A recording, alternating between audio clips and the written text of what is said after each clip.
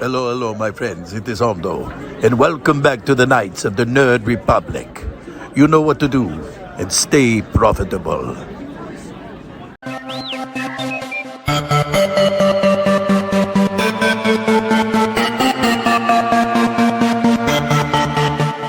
The Nerd Academy podcast is released weekly at 12 p.m. Eastern Standard Time, available on our website at www.thenerdacademypodcast.com and wherever you listen to podcasts. You can find the Nerd Academy podcast on Facebook, Twitter, Instagram, and YouTube. You can also help support the show by going to patreon.com/The Nerd Academy podcast, where every donation allows us to bring you more exciting content every week.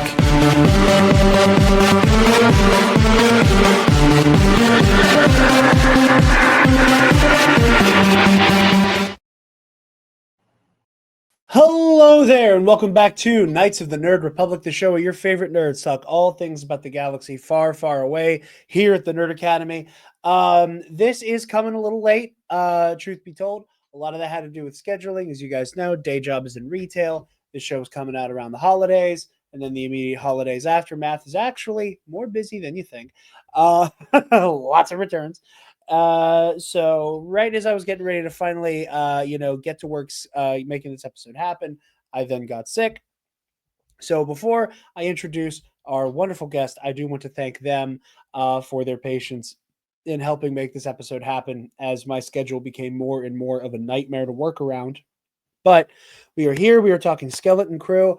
To address the elephant in the room, there is a lot in the way of Star Wars news right now, all of which will be covered hopefully next week. We're going to be doing a news roundup, talking obviously about the Andor Season 2 trailer, as well as the potential news of an exit from one Kathleen Kennedy, something I'm very much looking forward to and having a discussion about.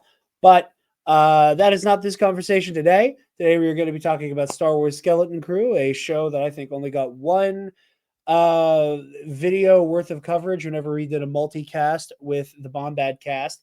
But I am not alone. Of course, I am joined by friend of the show, frequent caller in whenever we do our live talkbacks, one Brennan Marr of Page Turners. They were not. Hello.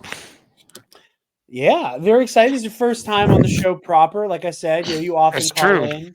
You often call in during the talkbacks, but get to actually have like a conversation proper on air. I'm Awesome. very honored to be a guest on your show. We had a wonderful conversation We kind of did, about yes. just fandom journeys and that kind of like very unique path that every kind of Star Wars fan has, kind of finding their way to why this story and why this fandom means so much to them. And that was a wonderful conversation. So go check that out on Brennan's YouTube channel and podcast feed. Like I said, that's Page Turners. They were not. So you can find Brennan's work. Before we jump into our Skeleton Crew conversation, a brief word from our sponsors over at Sunday's Bloody Mary. You guys know the drill. Sunday's Bloody Mary has the most badass Bloody Mary accoutrement in the galaxy, with their 3-time award-winning spicy Caesar mix, as well as their mild and traditional mixes if the spice ain't for you. And if you want to get your freak on and up your Bloody Mary game even more, you can get their pickled dilly beans, okra, and asparagus, and throw some nice garnishes, some fun garnishes on that bad boy. As a former bartender, I have never liked Bloody Mary mix, but Sunday's Bloody Mary is an absolute game changer. It is the only Bloody Mary mix, in my opinion, that can outshine a from scratch Bloody. So go to sundaysbloodymary.com/shop, use the code TNAP at checkout, and use that code to get 10% off your order and help out your favorite nerds while you do it. But with all that out of the way, Brennan, Skeleton Crew. Let's rewind this all the way back for a minute to when this show first got announced. They were teeing it up as kind of Star Wars meets Amblin, Star Wars meets Goonies, Star Wars meets E.T. What was your kind of like initial reaction to that premise?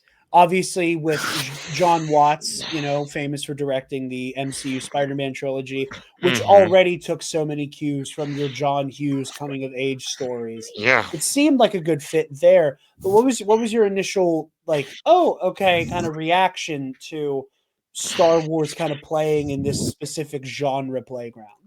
I thought it made sense. I think that, Star Wars is, particularly Empire Strikes Back and Return of the Jedi, are of the 80s fantasy adventure era. Yeah. Even though Spielberg wasn't directly involved, it still has that Spielbergian feel of the time, and it made sense to me that they wanted to take something like Goonies, something like of that era, and put it in Star Wars because it just fit. It felt like it fit. Yeah. No, I agree. It was interesting because to make another MCU comparison, because obviously we have like the John Watts of it all. The MCU, I don't want to say they do it less these days, because I don't think that's accurate or fair to say. But phase 2 and early phase 3 especially of the MCU very much like if it felt like part of the secret Marvel sauce was always going, it is this genre, but there's a superhero. Was like always kind of that was always kind of the hook. Like Thor is, this is a high fantasy movie, but here's our superhero. Yeah. And Captain America, like, First Avenger is, here's a World War II period piece, but there's a superhero. Yeah. Winter Soldier and Civil War, to a lesser extent, are, here's a political thriller, but whatever. Ant-Man, it's a heist, but it's a heist movie, but here's a hero. And again with John Watts, what I think he did masterfully, especially with Spider-Man Homecoming. No shade to the other two films. I think they have less of that John Hughesian DNA in them, but Homecoming especially, like, again, it's, here is a Ferris Bueller's Day Off, Breakfast Club type movie, but Spider-Man's the main character. Yeah. And Star Wars has not really done that. Not really, no. It's never been like a bending of genre into like a pre-established idea. I think the closest you could come in many ways, and as much as I think a lot of conversations about Andor are a little half-baked and not quite there, I think it's similar to Andor in a way where it's like Andor is the closest to, we are going to do a piece of genre fiction that happens to overlap with like established Star Wars as like a concept. It's interesting you mention that, because I think you and I both have a beef with Andor to a degree. Yeah, which is a whole nother conversation. Yeah, that's a whole bag of cats. I'm going to try to make a point of going into Andor season 2 Other to than not it's be great Star Wars, and I don't know why everyone has to act like it's so elevated. You know what I mean? Yeah, and granted, like, it's just good stuff, is what it is. I think that in a landscape like Star Wars, continuing this Marvel comparison, I think Andor exists in a similar space that Captain America and the Winter Soldier exists. Yeah, I would agree. Where people do put Winter Soldier on a pedestal, and I do think it's deserved. The Winter Soldier is a phenomenal film. Incredible. But because it is existing in like a, for lack of a better term, prestige subgenre yes, of that, the like, word prestige. Oh yes. Yeah, which it's the dirty P word that I hate using. But like it exists in that, like, oh, like it's this high-minded, political thriller, that like it by default feels elevated because it being a political thriller makes it traffic in more explicitly real world themes. And I think that Andor, which again I think is an incredible piece of television, I think it is incredible Star Wars storytelling. I think it has pushed the boundaries and the envelope in terms of what a Star Wars story can be. Yes. I have nothing but praise for that show. It's just the way that it's talked about drives me up a wall. I think Andor has become almost encumbered by that because it is a political thriller, because it is because it is the prelude to the closest Star Wars came before Skeleton Crew or Andor to Star Wars, but this genre with Rogue Yeah. One kind of being a war movie more than the other ones. Like this feels like a movie about Normandy. This feels like a movie about like a specific battle that had to take place. That it gets stuck with that mantle because it has to build to this specific event. And there's really only one way to do that. So I think I was like, at first I was kind of trepidatious, like it wasn't like I wasn't sold on it kind of thing. Like I love the John Watts Spider-Man trilogy. I think it is, I prefer it, when it comes to Spider-Man fare. Yeah, I would agree. Tom is my favorite Spider-Man.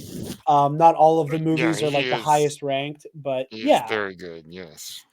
But and I it was one of those like I trust John Watts, I trust the vision, but this is an idea I need to be sold on.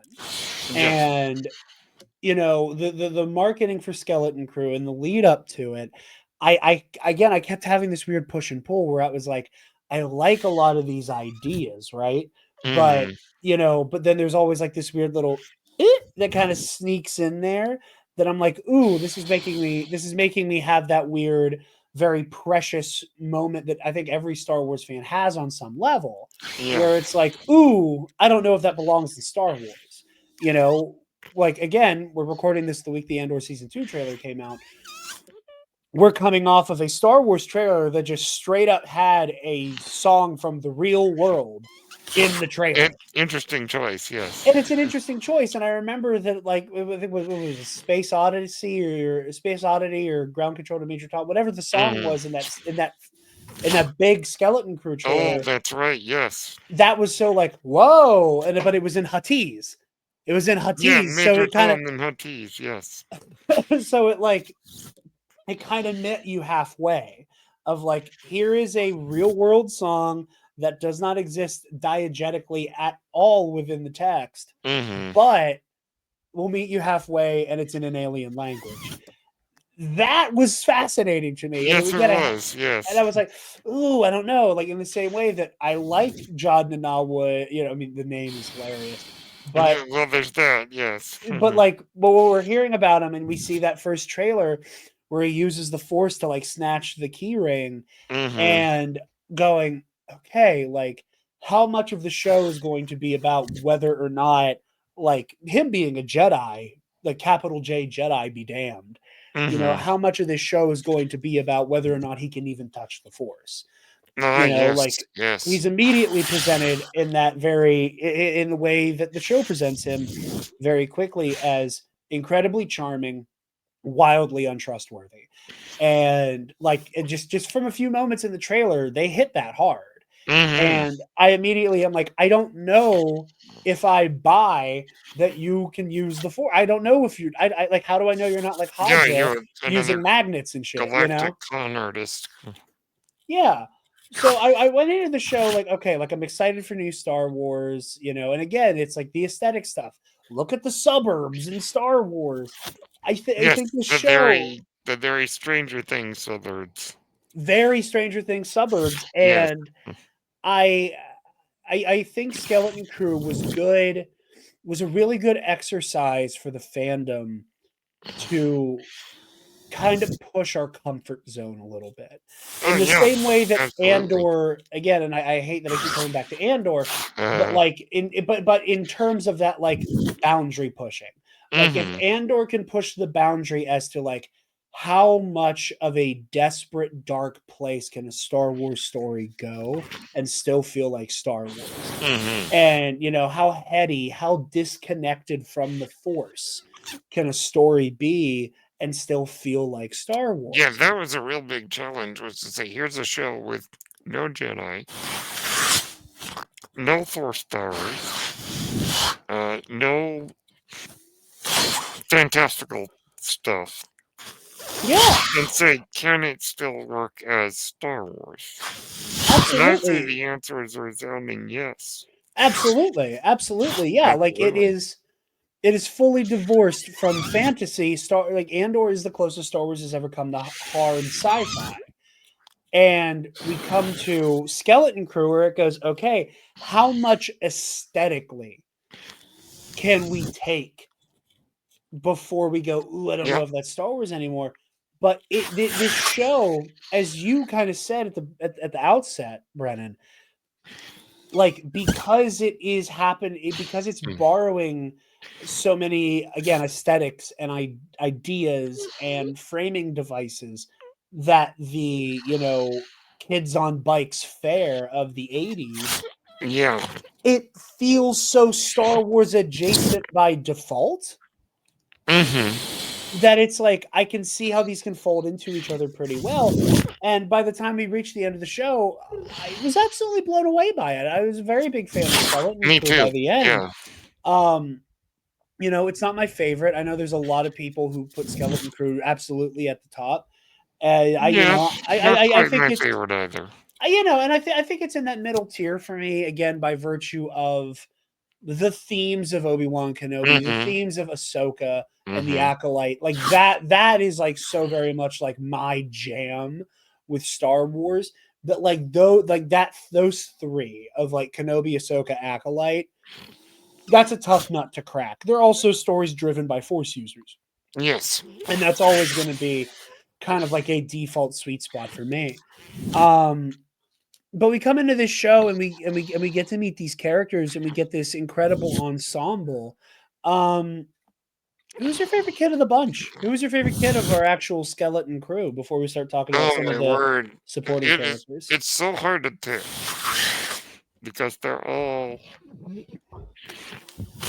so interesting in their own ways. Win is a lot like me, very imaginative, has that sense of, oh, let's go on a Star Wars adventure, yay. Yeah. Neil, of course, is just one of those kids that you just like, he's just so lovable Oh yeah. that you really like, man, we could use a lot of people like that nowadays. Yeah. But I also like Absolutely. that Thurn was real, like, take charge. Um, I'm the boss kind of thing. Because we all knew that kid, when Yeah. we were growing up. And KD, doesn't reveal a lot, but eventually gets to that point that you go, oh, now I understand this kid. Yeah. But if I had to pick, I'd pick Neil, just because I think right now, with everybody being scared and freaking out because of things going on, we need somebody like Neil to just make things seem better. Yeah. Yeah, absolutely. I mean, like, and that's what I love so much about Neil and like the way that this show played with archetype. Again, in this like Ah, yes. because we're again we're doing this genre, but it's Star Wars. We're Mm-hmm. doing kids on bikes, so there is the kid who if left to their own devices is going to stay in their comfort zone forever. Yes. But when pushed, when they are called to action, is capable of remarkable bravery. Mm-hmm. And that is always that's always a fun, trope and archetype to play with. Fern, I think she's really compelling, and like I'd love to see stories of like what an adult Fern gets up to, especially Ah, like by the time we hit yes. the sequel trilogy. Mm-hmm. Like what is she up to? I have a hard time imagining this kid was not in the Resistance. Yeah, Um, I would agree there. Yes. that like you said, like she has that take charge, Mm-hmm. forceful, confident. It's very much that, old adage from Carrie Fisher that, like if you're afraid, pretend you're not, and eventually you won't be. Mm-hmm. Like I very much get that vibe from Fern. that like she doesn't know what she's doing. She's pretending she does, and eventually she figures out what she's doing. She does, yeah. And she ends up outfoxing people like Brutus and Jod, Mm-hmm. very just tactfully, with like with very childish ideas, Mm-hmm. with like unretake backsies or whatever she says. That's like we're SM-33 is like, okay, ship's yours again. Yeah. That was enough for me. Um, KB, I think she out of anybody in the ensemble might have had the least amount of like meat on the bone character Yeah. wise, but like but the moments she gets, she does really shine. And I love the way that she does like she enhances so much of the other character beats by her presence, Yes. especially that and again, I think it's pretty safe to say that nobody really thought KB went down with the ship or perished Oh, yeah. Yeah. in the Onyx Cinder. Mm-hmm. Um, but it's presented in such a way that like we see how much she is loved by her friends, and the way that she develops so much as a character within one episode by Yeah. virtue of going like, I am not I am not defined by my disability. However, it exists, and obviously, it's not really like my place to speak on on themes of that. Is that's not I the can experience definitely I relate. have, I can but definitely relate. yeah, it's very compelling. Where it's like, Mm-hmm. there's a line here, and you can't expect me to be doing this high flying nonsense, but I can Mm-hmm. hold my own. Which I thought was really compelling. For me, I think I got to go for Wim. I really love Wim Yeah, because he is great. I love seeing the way he's developed. I said this whenever I was on Bombadcast. Um, Wim is like learning in real time in a funny way, kind of from Jod, all of like the classic like Jedi proverbs Oh, yes. in real time. Like Wim has to learn things like your focus determines your reality, which of course, Jod says to him that that's kind of like the exception that proves the rule, Yeah. The but like ironic inversion of that line. yeah, the ironic inversion and like the perverse version of attachment that Jod talks about, which we'll Yes. get into when we talk about Jod. Mm-hmm. But I really do love that, like, Wim is learning in real time, like, adventure, excitement. A Jedi craves not these things. Ah.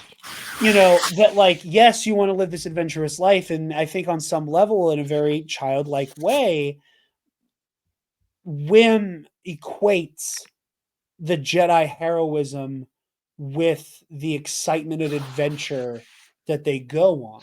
And they Mm. don't realize that it is the heroism that puts them in those exciting, adventurous situations. Not that, being on an adventure and being in an exciting situation makes you a hero.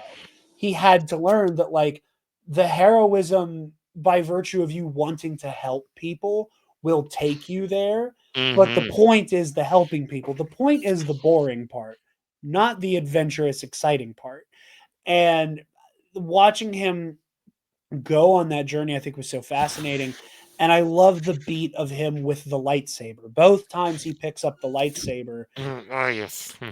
it like the first time he does it, he's like almost there. He almost Mm-hmm. gets it. Mm-hmm. But I think the lightsaber is kind of like this Chekhov's gun of like how close is Wim to getting it.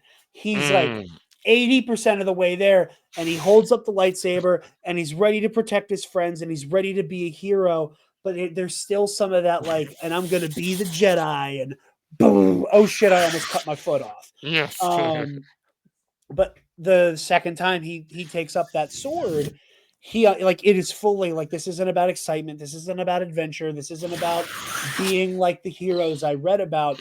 Right now, it's about Wim and her mom and my dad and myself are at blaster point. I got to make a play right now. I If gotta there was take a stand. Yeah. I have to take a stand. I have to course correct here. And yeah, I really like Wim as a character, and I love that arc.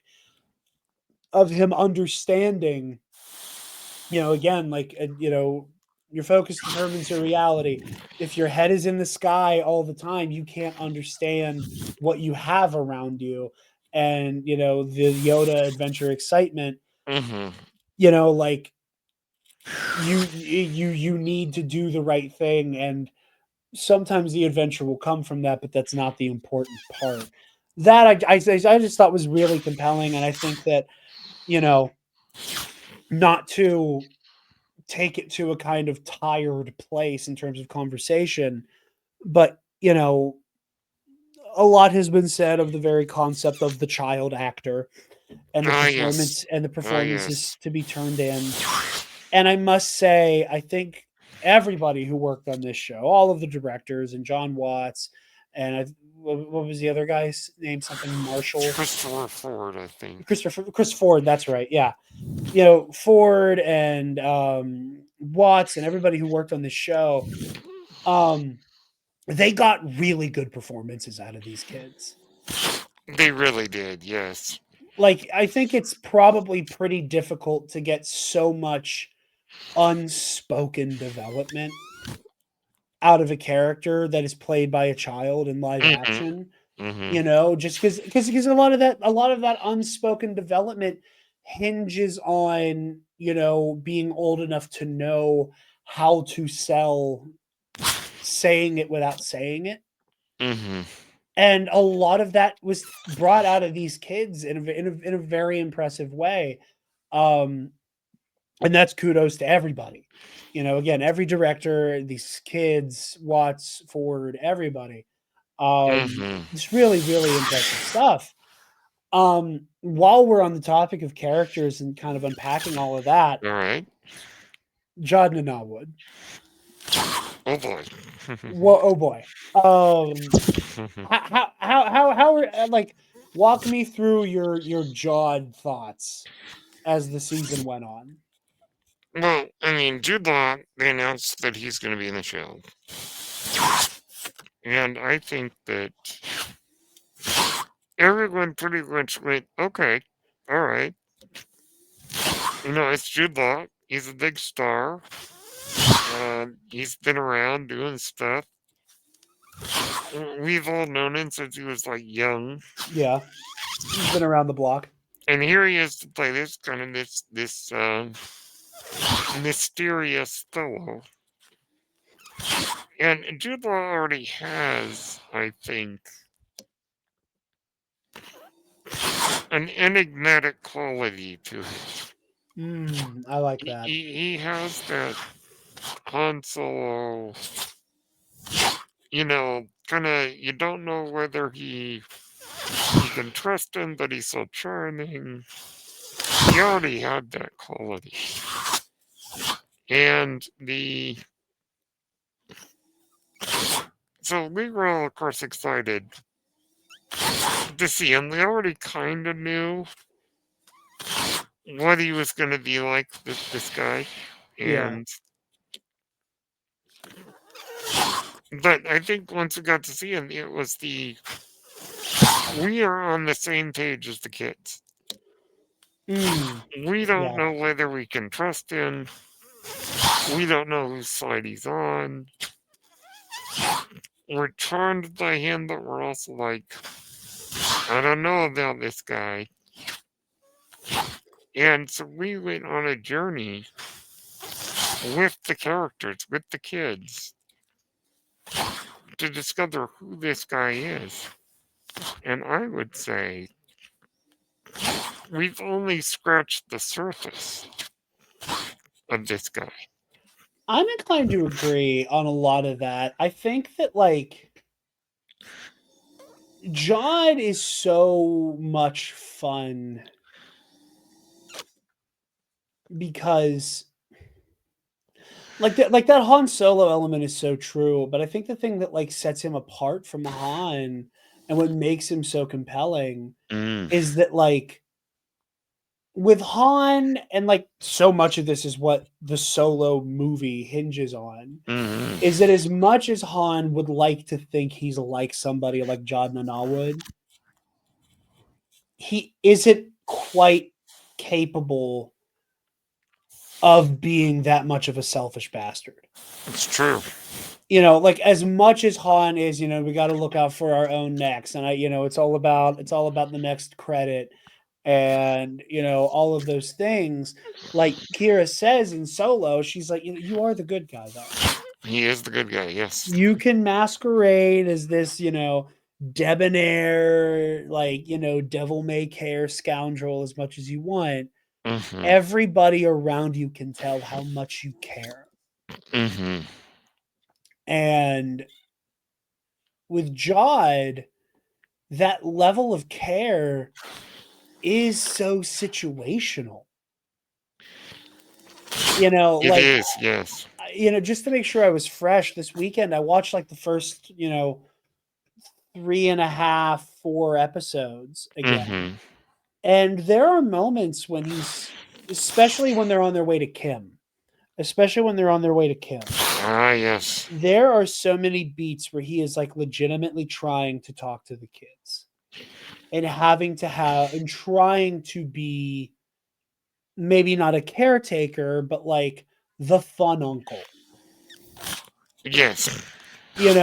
Where he is having those like, stab you in the back, not literally, but maybe, kind of conversations where he is doing his best to like make the kids feel at ease.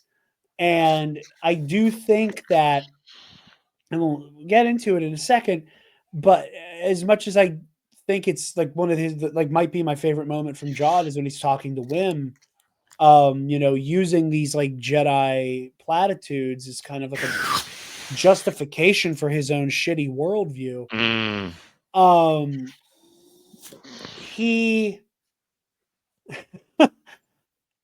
He does mean it. I think he is trying to help Wim. I think he's trying to legitimately give Wim some amount of guidance as to how to move through the galaxy. And he means that. And he can only mean it as much as he feels safe in the current position he's in. And I That's do a good think way to put it, yeah. like, again, I think like Jod Nanawwood means every single lie he tells. And like when he with Wim or with Fern rather, like when they're in like that treasure trove on the retreat planet. Yeah. I think that moment where he goes, okay, I'm enacting my right to challenge the captain, and he looks at Fern, he's like, please just yield, because I need to be in charge. I need to be in charge, because if I'm not in charge, this whole situation gets so much worse for everybody. Please just get out of the way. Yes, that was an interesting touch. And again, and from that moment, I was very much on the side of, Jod's just saying that because he knows that if Brutus is here, if Brutus is officially caught up to them, it is the opposite of advantageous for everybody involved. For it to be literal children at the helm. So he's just going to take charge, and he doesn't have time to explain. And he's like, you know what? It might be better if the kids were a little freaked out by me right now, because maybe then they'll listen. And I'm like, surely that's what he's doing. Surely that's what he's doing. Surely that's what he's doing. And we get a second episode, and up to the finale in, and it's like, no. Like, Jod just kind of went. I think it was true at first, but the moment the kids start putting up more and more resistance, he's like, okay, you're a liability. And yes. In you being a liability, you've now presented a new series of problems with a new series of solutions. The original series of solutions, I could have been an ally. The current series of solutions, I stand to gain more from me taking advantage of you. And like that, like malleable morality is so compelling. And Jude Law acts his ass off the entire time with it. He does indeed, yes. And I find it deeply compelling. And again, like I think that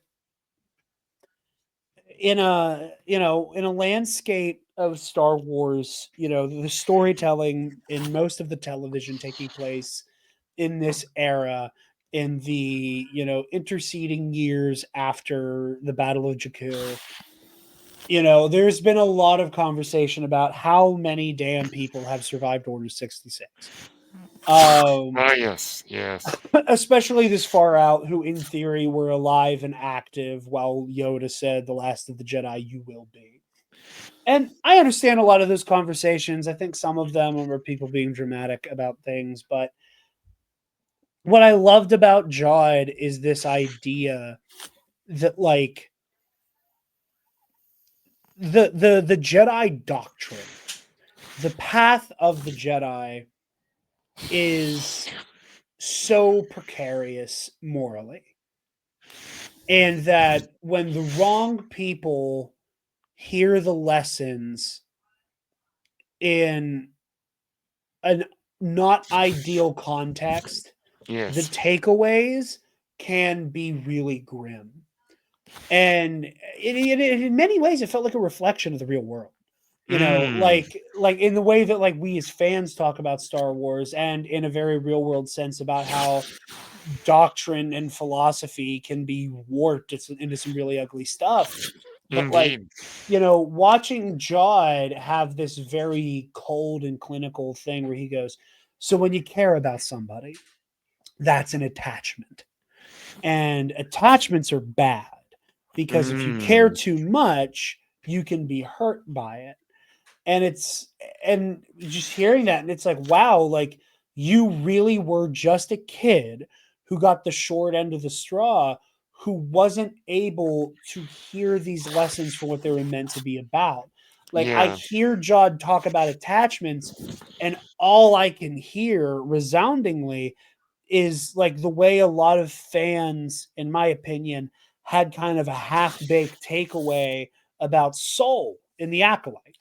Oh, good point. Good point. That, like, the amount of people who looked at Soul as kind of this, like, uniquely sinister and emblematic of, like, a kind of, like, cult like abuse that they were laying at the feet of the Jedi. Yeah. And it's like, no, like, Soul did a lot of things wrong. Soul stumbled, Soul is complicated, Made some Soul big is, mistakes. He did. Yeah. yeah, he was a deeply imperfect man. Mm-hmm. But a lot of those choices, I do think the intent matters. I think the meaning matters.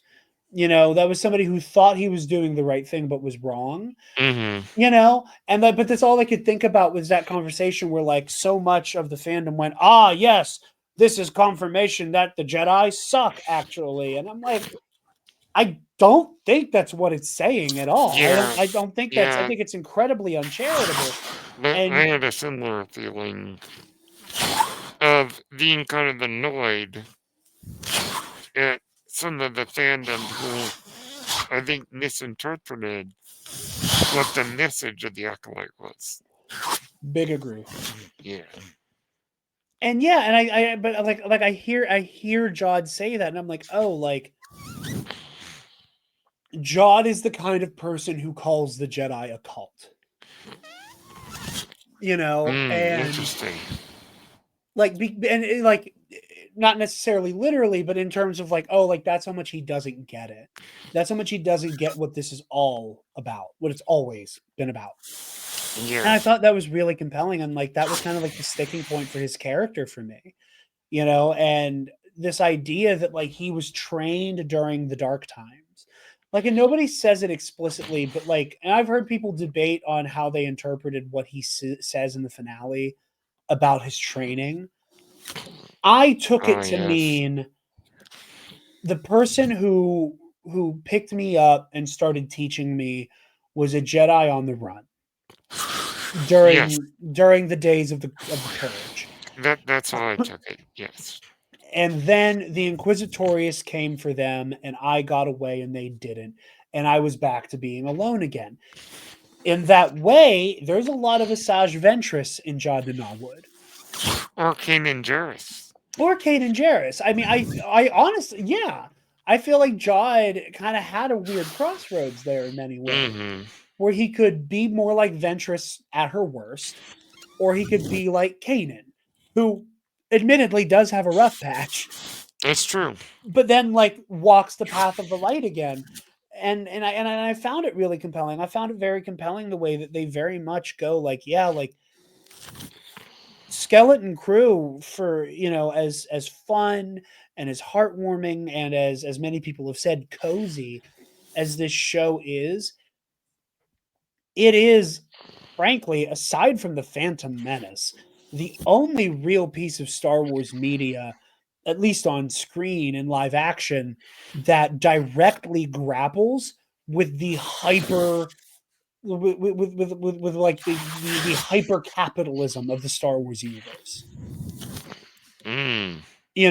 That like we have people who are so unfathomably wealthy.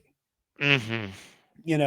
People within the banking clan. I don't think that we see people like the banking clan and one of the few huts left standing on the resort planet, while that we have people like John, people like these pirates who are all talking about how crime creates poverty, or poverty creates crime, which creates more poverty, which creates more crime, and you create cycles that feel unbreakable, and you create desperate people, and then you're able to make money off of the existence of desperation. you know like Lucas, when he was making the Phantom Menace, and he's talking about this idea that a corporation that can gain so much power in a Gee, very six interesting. yeah, right? It's almost like You know. it's almost like George knew we were headed towards a corporate oligarchy, but whatever. But Yes. Star Wars isn't political. Apparently not. No, it's only been laser swords. It's just fun laser swords. That's all it is. Yeah, but while Lucas is tackling this idea of like a corporation can gain so much power that it can have a seat in the Senate, and that it can have this like 16th century East India Company style power, its own that private army. they can deploy a private army, and like it has to be litigated in the Senate whether or not the lethal force of a corporation is legal. Yes, the great I will make it legal. Yeah. So so George was tackling like the corporatism of it, but like especially right now, having Skeleton Crew kind of put its foot down and go, the existence of organizations like the Banking Clan and the Techno Union and all of these other things, like again, I think that the Banking Clan and the Huts being present was not accidental. In the Yes. Banking Clan, you have the quote unquote like above board legal traditional like upper class that just decide the fate of the galaxy. Any type of senate or democracy be damned. Like, the Banking Clan is how things happen. End of discussion. Mm-hmm. And while they get to create the status quo for, the normal galaxy, the Hutt cartel has carte blanche to now exploit the desperate people created by the Banking Clan to their heart's desire. I don't think them being there is an accident, like side by side. And it's a That, lot to say for a quote unquote kid show. yes, and then again, like it's what I find so compelling is that like it does a lot. It does a lot. Like again, this is like everybody calls the show cozy, and I agree, but like there's like a legitimate conversation about like class, crime, and poverty inside of this kid's space pirate show. And you go back to like the Goonies. What are they fighting against? Corporate greed. Exactly. Corporate greed and the huckster middlemen who want to further exploit the exploited while their back's against the wall. Mm-hmm. It's interesting to me on a visual metaphor. Skull Mountain. in Skeleton Crew. You have this really nice resort on the top. Yeah. Spa and very nice and yay. Under it is pirate treasure, Yeah. which was most likely stolen. And underneath that, the garbage. Yeah. It's a visual metaphor for how a lot of society is built. Yeah, absolutely. It's And built. it's a clever visual.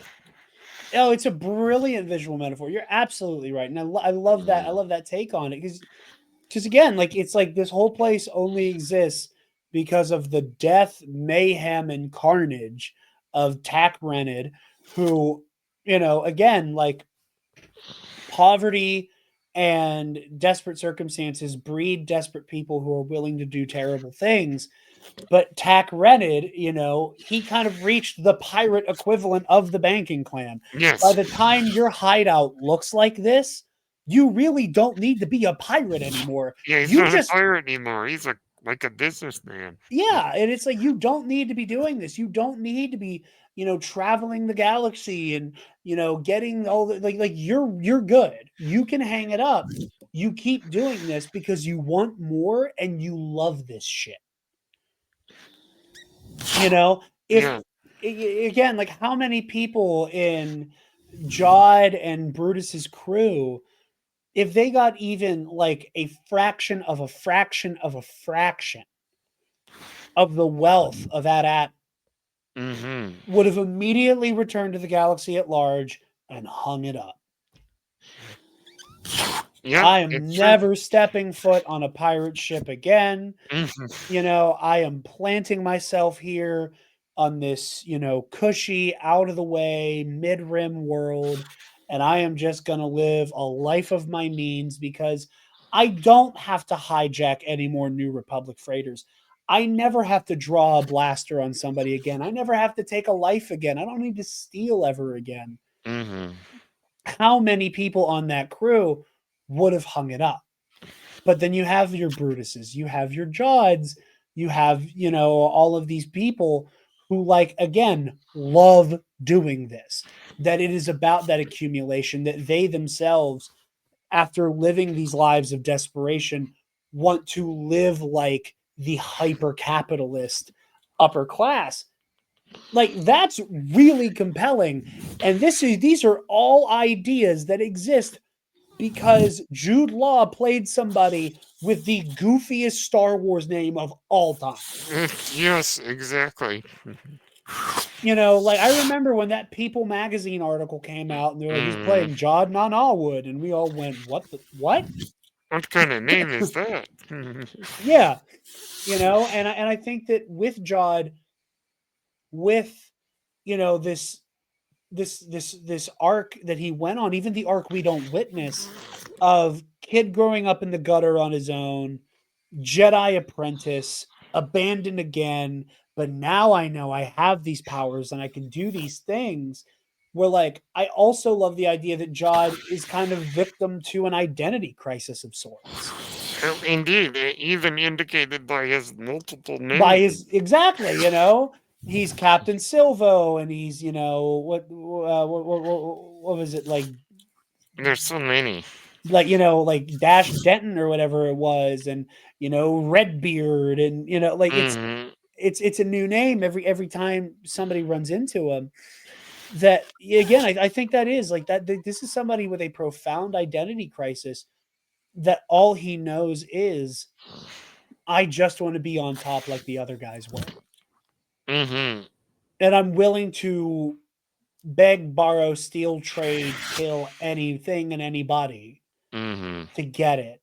And I think that there's a moment at the end of the show where Jod, after watching these kids who, he wrote off as, yeah, you're persistent, but you're dumb and you don't understand the galaxy and all They outsmarted him. Yeah, they outsmarted him, and I think he has a moment where he kind of goes, "Huh, there really is something to all this power of friendship bullshit, isn't there?" Hmm. You know, like I think like that little moment of him like is kind of smiling as the pirate fleet gets picked off, where he's Yeah. like, "Huh," where he just Well, goes, that's not all to there is. Huh? How not about to that? not to jump through their head, but that look at the end that he gets is an interesting moment because it at first he looks like pathetic and defeated. And then he gets this little grin on his face. Almost like, man, these kids are actually pretty smart. Yeah, Almost like he respects that they defeated him. yeah. And it's such an understated moment. Like I was celebrating the kids for having these really like beautiful unspoken character beats. Mm-hmm. Like and that's what I'm saying. Like they're acting at the level of Jude Law for a lot of this. Is it like in that little smile? Like I remember thinking about it for a couple hours after I watched the finale, going like, what was that? Like, was that like, damn, you got me? Was that some type of revelatory? Maybe they're onto something. Was that him going, oh, very Littlefinger in Game of Thrones, chaos is a ladder, Ah, this yes. whole pirate fleet just got annihilated and now there's a power That's an vacuum. interesting idea, yes. But like what is it? What is his reaction? And he truly is just a uniquely compelling character in this whole story. Especially in the ways that like his relationship with Wim, more so than any Yes. of the kids. Yes. Jod is kind of this platonic ideal of what Wim thinks he wants. You know, Ah, yes. like Yes. I want the magic and I want the laser sword and I want the adventure and I want the danger and everything that comes with that. Mm-hmm. And like I think that showing Jod wield that lightsaber as much as they did by the end, like is such a profound dynamic because because again Wim takes it up when he's not quite ready and he doesn't quite understand the journey he's on. He comes to understand it when he helps KB, Yes. but and she even says like this is like thanks Jedi, like this is like him helping KB is the most Jedi thing that Wim does. Yes. And then Jod takes the lightsaber and he is doing all of the swashbuckling and all of the fast talking and all of the things that Wim thinks he wants to Yes. go on a real adventure. Yes. And in some way, I think it's very beautiful. I think it's like kind of Last Jedi-esque in the way that Wim reclaims the idea of what it means to be a hero when he takes the lightsaber back. Yeah, and that really To is definitely going on there. The idea that Wim has all these ideas of what the Jedi are, and that, and he gets a chance to meet somebody he thinks is a Jedi, yeah, but definitely comes to realize that there is a difference between the ideals of the Jedi and people who sort of pretend to be yeah, Jedi. The idea that John is, he never denies that he's, a Jedi yeah, or not a Jedi. And Wynn goes along with it, but I think Wynn learns the difference between the ideals and the actions and yes, yes, discovers that John is not living the ideals of the Jedi. And it's more than just a guy with a laser sword. exactly. Um,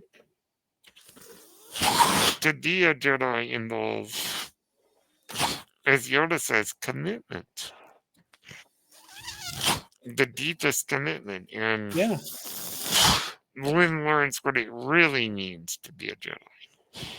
Absolutely. I find it. I think it's incredibly powerful. Like especially when so much of Star Wars, I think, painting with a very very broad brush. You know, and there's only really a handful of stories where this is true, and a lot of them aren't even canon anymore. I think a lot of people associate like the Star Wars hero's journey with like discovery of being able to touch the Force, of that Force sensitivity. Ah, yes. That like I think the Skeleton Crew tells such a compelling story by its main antagonist being the Force sensitive and not the children. Like Yes, that was a Whim, very interesting choice. Yes. like Whim not having a big moment where he uses the Force on instinct to pull the lightsaber off of Jod's belt, or when Jod gets too close, like hurling him backwards with the Force telekinetically. Mm-hmm. Like I love that they go that again the message and the morality tale of it all lands on that righteousness, that selflessness. That is what makes a hero. It's almost again like taking another like proverb from Yoda. Mm-hmm. It is like, you know, wars make not one great. The action, the excitement, the willingness for violence. That is not what makes a Jedi. It's what makes Jedi stories cool. Mm-hmm. It's what makes the stories that Wim is reading cool when he Well, has to fight that Sith Lord. to make Um, to make an interesting real world comparison, like somebody who wants to join the military, right? yeah, They may have these delusions of grandeur of, oh, I get a gun and armor, and oh, I get to ride in a tank, and I get to go blow things up, and shoot things, and certainly there are some soldiers who never grow out of that. yeah, But the truly good ones realize it's about defending my country and my friends. yeah, That's really what it means to be a soldier. Just like what it really means to be a Jedi. yeah. Yeah, there's that absolutely. I agree with that. I think at the end of the day, like a theme that I think Star Wars, especially as of late, especially with some of its most compelling characters as of late, has dealt a lot with this idea of might makes right and proving that wrong. Yes. That obviously the big granddaddy villain of Star Wars with Emperor Palpatine, his whole mentality is as cunning as he is, as brilliant as he is as a strategist, as a tactician. At the end of the day, Darth Sidious is somebody who's constantly just going to hammer a square peg into a round hole until he breaks the corners off of the hole to fit the square through it. Like, Mm-hmm. he has all of these plans and they're brilliant. And he has contingencies for his contingencies and they have contingencies. But at the end of the day, this is somebody who just keeps doing the same thing until it works. Death Star blew up, build another one. Like, oh, I can't die. I'm just going to keep making clones, even though the clones are decaying, like, Mm-hmm. milk left out in the sun. Like, keep doing it, keep doing it, keep doing this thing. Keep trying to turn Jedi to the dark side, keep trying to corrupt, keep trying to do this. And it's just the same plot over and over again, and it will never work. It will never stick. Even the In best laid fact, plan will come apart because somebody is able to outthink this brute force mentality. and twice he is defeated by his own lightning. Mhm. That's not Twice. accidental. I don't think. His own evil is turned on him, and it destroys him. Absolutely, and like I said, like again, like obviously Palpatine is like the granddaddy Star Wars villain, but like Balin Skull, the last episode of KNR we were talking about with like the Balin Skull recast. It's like Ah, as yes. fascinating and compelling as he is, like Balin is convinced that if he himself is able to acquire and obtain an unfathomable amount of power, he Yes. alone can fix the galaxy. Ah, yes. Like like again, I love that these characters kind of just boil down to, if I get my way, if I can just do it the way I know to be right, it'll all Yeah. be fine, and everybody will be better off for it. Or hey, maybe to hell with everybody else. It's just me. But like again, it's these people who are just so narrow-minded in their objectives, constantly being foiled by people who are capable of such broader thought and ideas And than their opponents.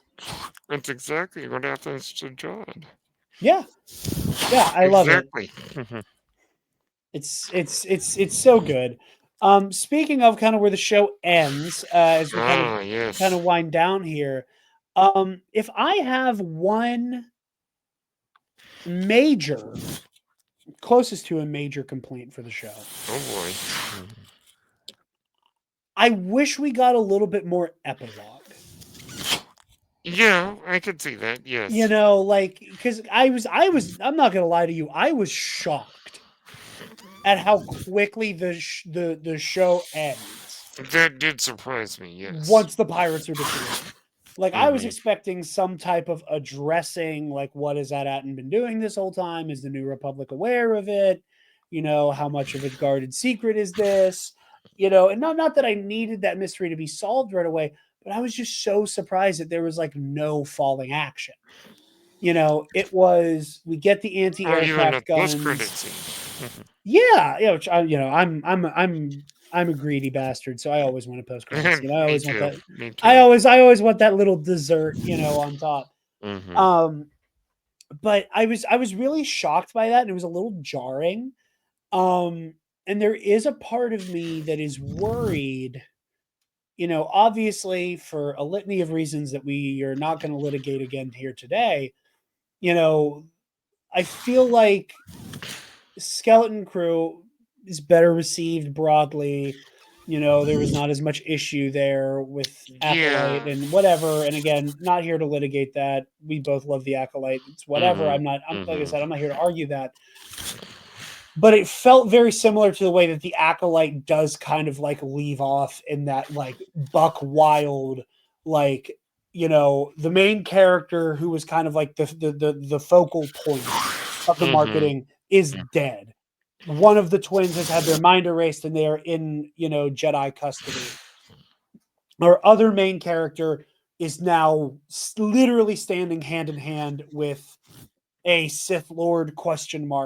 And Darth Plagueis is peering his head around a cave. Yes. Mhm. And you know what is Vernestra gonna tell Yoda? How much is Yoda like Acolyte season one? Acolyte ends on such a wild cliffhanger with so many unanswered questions, and I feel like Skeleton Crew did that to a lesser extent, where it goes, you know, all of these details. What's Jod's next move? You know, Jod is alive and, to our knowledge, not in New Republic custody.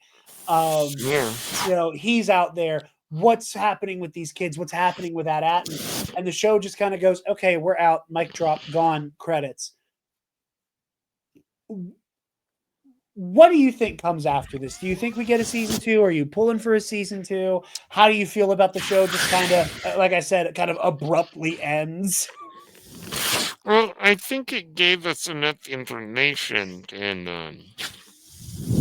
that we can then use our imaginations to say, okay, here's what happens. Because as the great Joseph Scrimshaw often says, One of the ghosts. Star Wars is tip of the iceberg storytelling. Meaning that it gives us this information that then we can just go and have adventures in our mind of where it goes next. I think that Skeleton Crew gave me enough information that if they decide not to do another season, I'm okay with that. But knowing Star Wars, even though we might get a second season, we might not. But we know that the story is not complete. Because in Star Wars, there are always books, comics, games, many other things that could, in some fashion, continue this story. Yeah. Because I would be interested to see what does this mean for later down the road. Yeah. And so I'm fine either way. It was rather abrupt, but I felt like it basically answered at least enough of the questions for me to enjoy it as a whole. And that's fair. That's fair. Like I said, like I just like I think for me, like I so badly want more, like I want to know Yeah, what the oh yeah. fallout of this is. Like this entire sequestered planet that has lived its life, all of the people of the world have lived their lives in this complicated lie, and the veil has been ripped off. And again, we have this factor of John the Malwood is, to our knowledge, not in binders. What comes next? Like that, like it truly, like, I think that's like it's, because again, we rightfully keep coming back to the Goonies comparison, like when Goonies ends and the pirate ship comes out of the cove, and it's like, okay, the town is saved and these kids can, live their lives where they want to be, and everybody's grown, and this was a transformational moment for everybody involved. Like, it wraps up everything like in a way where it's like I don't necessarily need to know what happened to the Goonies after this adventure. Yes. Because I can pretty well imply, like, yeah, they're going to live the rest of their lives here. Like, something was resolved. It wasn't upended. The people of At-Atten's lives were fully upended. That's true. There's this incredibly destructive pirate attack. The supervisor's been a droid AI intelligence this entire time. Nobody really knows why At-Atten's existing on its own in the Outer Rim like this. Does the New Republic know? How much There's do they all know? this money. Yes. There's just this cartoonish amount of money here. Like what happens with that? Even aside from like what's up with Jod? What's up with the kids of like wanting another story for them to tell with them?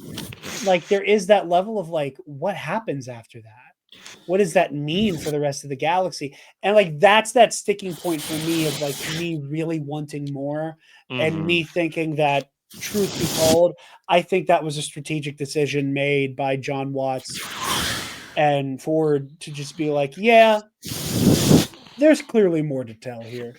These kids can get on their bikes again. I agree. I think was an intentional move to maybe see how wet the appetite is for another one of these. Now, whether or not we get another one, I don't know, but I would want to mention really quick the journey of Thera and Wendell. Yes. Really quick. As you say, we discover at the end they're living in this false utopia, basically. Yeah. Which is all built on lies and people just saying, just follow the rules. Go along Don't to get deviate, along. just go along. And Farah and Wendell are two characters who very much want to follow the system. Yeah. And the final episode is so great because they finally take a stand. They are no longer content to just go along with the system. The kids have to be the adults. Yeah. They have to be the one to teach their parents.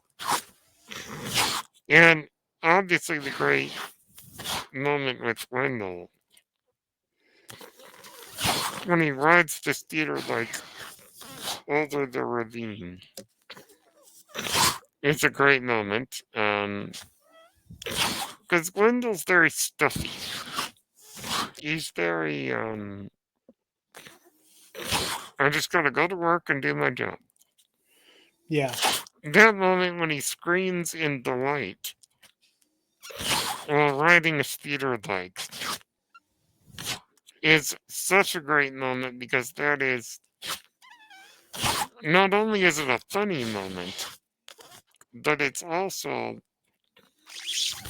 the moment where I think he finally realizes I'm not gonna follow the system. I'm gonna be free. And I love that. I mean, obviously, any speeder bike chase in this is the ET bicycle chase. I mean, Yeah. there's no question there. And but I think the one that really stuck out to me was Farah. Farah, is in a position of authority. Yeah. And she's I think she has a comfortable living and she doesn't want to mess it up. Yeah. Like telling Fern, you need to be at the top of your class. There's not room for everybody at the top. Yeah, there's not room for everybody. Which is a very Jod thing to say, Indeed. And Farah, the ultimate moment for her is in that finale. Fern keeps saying, Mom, you need to do something about this. Yeah. And Farah very much wants to go along with the system. But that final triumphant moment when Wendell is trying to throw the switch that will turn off the barrier, Farah finally takes a stand, pulls the switch, and Jarod is defeated. Yeah. It's the moments with these two parents of finally standing up to the system. Yeah. And it was very, very moving. Absolutely. I agree. Like again, it's that moment of realizing that I'm a firm believer in the idea of when you know better, you do better. And realizing that this not only is this whole system kind of caving in on our heads, like we just kind of need to accept that we are in uncharted territory and just go with it. Go with what feels right. Like I just kind of made this connection in my head. My favorite Spielberg movie is Hook. Good choice. I ride for Hook. I know some people don't love it, and I think they're wrong. I love Hook. I think it kind of not that the whole idea of the prodigal hero comes back after losing their way is anything new. Yes. But I think me loving Hook as much as I did as a kid, laid the groundwork for why I love stories like Into the Spider-Verse and The Last Jedi so much. I love that archetype. But one of the best moments in Hook, in my opinion, and I showed Taylor that movie for the first time. We did a little Goonies and Hook double feature right before Skeleton Crew because I had never seen Goonies and she had never seen Hook. What is that one line from Wendy whenever Jack is explaining to her in very childlike terms what Peter Banning's job is, and Wendy just all aghast goes, "Peter, you've become a pirate." Yes, and of course, tribute to the late great Maggie Smith. Yes. Oh my God. Yeah. All the flowers in the world to. Yeah. Wow. I forgot she was gone there for a second. Shit. Yeah. Um, but the what you were saying though, that like there is that coming back to that conversation about, you have your corporate overlords and you have your crime lords, but how much of a difference is there between them? Obviously, Farah is nowhere near as sinister and exploitative and Yes. deceitful as John Would, but that like there's not room for everybody at the top, kid. You got to square up, you got to shape up, because us living this cushy life also rides on you, a Mm-hmm. child. That's very Jod. That's very Mm-hmm. pirate. That's very Peter. You've become a pirate to me. Indeed. Yeah, I agree. I agree. Like, yeah, that was really good, Brennan. I like that you like made a connection for me there. Um, as we've made clear, we love Skeleton Crew. Love to Indeed. see more. I'm glad we finally got to have this conversation, my friend. As we wind Yes. down here, where can the living people find you and what you do, my man? Well, I mean, I'm still an X to a degree. At Brennan Mystical. Um, you can find me mostly on Blue Sky at Brennar, Brenmarr. And you can find my podcast, of course, at Spotify, Apple, and YouTube at Page Turners They Were Not. Absolutely, as you should. I should also say I did not introduce you correctly. I was also supposed to Oh, say first class league champion Brennan Marr, who you can also catch on Epic Confrontations as well. that's true, I he I is. think Brennan, truth be told, my match with you is the only one that I feel like I lost clean in. Mm-hmm. Where there's nothing for me to litigate after the fact as to Yeah. how it shook out. I think you are the only gentleman I've ever actually had the fortune of playing against. I mean, Bill Sheehy eventually, but I Yeah, had to I yeah, had to we'll whip get him into there. shape a little bit. I had to whip him into shape a little bit. We'll get there We'll eventually. get yeah. Um, in terms of housekeeping stuff, in terms of epic confrontations, knock on wood, assuming there are no last minute scheduling issues, there will be a very exciting epic confrontations match coming out very soon Oh, that will yes. feature myself, Alden, Andy Hodges from Force Friends Rewatch, uh, Goose from Try Out of the Forest, Mm-hmm. Sean Room from Bogus Cantina, and many other people. It's going to be like a multi-person teams match. I'm very, very excited for it. New format, so be very hyped for that. Be sure to stay tuned to the In a Galaxy YouTube channel for that. Mm-hmm. Um, also, other stuff. Ionized Bastards. The final season is rolling along. This will be dropping on the 26th of February. This episode, and then a couple days from now, when you're watching this on the All Remaining Systems YouTube channel, the third episode of the final season of Ionized Bastards will be dropping. Oh, So yes. stay tuned for that. We go into the belly of the beast on Coruscant, going all the way down to Mm-hmm. 1313 for a couple chance encounters, trying to get our hands on the Doxos Revenge bioweapon before it can be used by the sinister Dread Pirate Salvage. So be sure to check Mm. all of that out. Our final episode of the most recent season of the Versus series is coming soon. Scheduling that has also not been fun, and then we got to get caught up on this season of the Versus series. It might be an abridged season. Just because we all got a lot going on schedule wise. And Taylor and I got to get ready for Japan, hopefully. Fingers crossed on that one. Yes, Uh, I'm excited for you. I know, like I said, fingers crossed. Really hope we're able to pull this off. One other thing Pro and Noob is back on the Mitch692 channel. Where Mitch has taken me through the anime of his choice. This season, we are going to be covering Cowboy Bebop. I believe the first episode of us talking about Bebop should be dropping on Monday the 2nd. Monday the 3rd. Monday the Monday, 3rd, March yes. 3rd.